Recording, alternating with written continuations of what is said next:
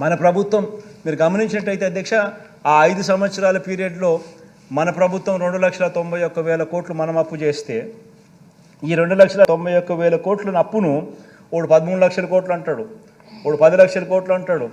ఇష్టం, వాళ్ళ ఇష్టం ఏదైతే అది దాన్ని చెప్పుకుంటూ పోతా ఉన్నాడు అధ్యక్ష. ఈ 14 ఏళ్ళు సీఎంగా అధ్యక్ష తాను చేసింది ఏమిటనంటే అధ్యక్ష, చంద్రబాబు నాయుడు గారు సీఎంగా 14 సంవత్సరాలు ఉన్నా కూడా తాను చేసింది ఏమిటి అధ్యక్ష, కుటుంబాలకు ఏమీ చేయలేదు. ఏ ఒక్క కుటుంబానికి కూడా పలాని మంచి తాను చేయగలిగినాడు, పలానా మంచి తాను చేసినాడు అని ఎక్కడా కూడా చెప్పుకునే పరిస్థితి లేదు అధ్యక్ష. నేను ఈ మధ్యకాలంలోనే నా లాస్ట్ 2 స్పీచ్లలో కూడా చెప్తా ఉన్నా, ప్రతి ఇంటికి వెళ్ళమని చెప్తా ఉన్నా, ప్రతి ఇంటికి వెళ్ళి అడగమని చెప్తా ఉన్నా, 10 సంవత్సరాల బ్యాంక్ అకౌంట్ తీసుకోమని చెప్తా ఉన్నా. ఆ ఇంట్లో ఉన్న ఆ లబ్ధిదారుడు, ఆ ఇంట్లో ఉన్న ఆ అక్క చెల్లెమ్మలు 10 సంవత్సరాల వాళ్ళ బ్యాంక్ అకౌంట్ వాళ్ళే తీసుకొని, చంద్రబాబు నాయుడు 5 సంవత్సరాల బ్యాంక్ అకౌంట్ డీటెయిల్స్, మన 5 సంవత్సరాల మన పరిపాలనలో ఉన్న బ్యాంక్ అకౌంట్ డీటెయిల్స్ వాళ్ళనే చూడమని చెప్తా ఉన్నాం.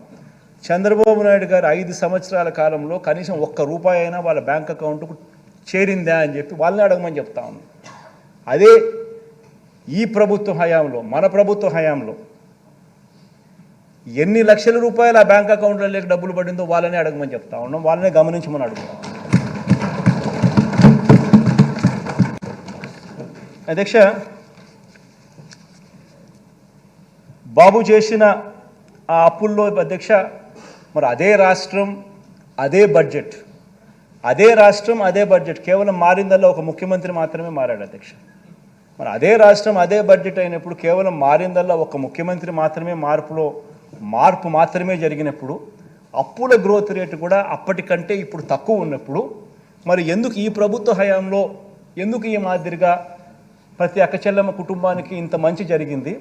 ఎందుకు గత 5 సంవత్సరాల్లో చంద్రబాబు నాయుడు గారి హయాంలో మనకన్నా ఎక్కువ అప్పులు చేసి కూడా, గ్రోత్ రేట్ ఆఫ్ అప్పులు మనకన్నా కూడా ఎక్కువ చేసి కూడా ఎందుకు చంద్రబాబు నాయుడు గారు చేయలేకపోయారు అని చెప్పి ప్రతి ఒక్కరూ కూడా ఆలోచన చేయాలని చెప్పి ఈ సభ ద్వారా ప్రజలందరినీ కూడా కోరుతా ఉన్నారు అధ్యక్ష.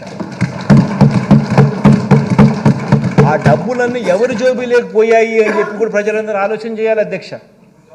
ఈరోజు నేను గర్వంగా కూడా చెప్తా ఉన్నాను, ఆధార్ నెంబర్తో సహా బ్యాంక్ అకౌంట్ డీటెయిల్స్ సహా చెప్తా ఉన్నాను.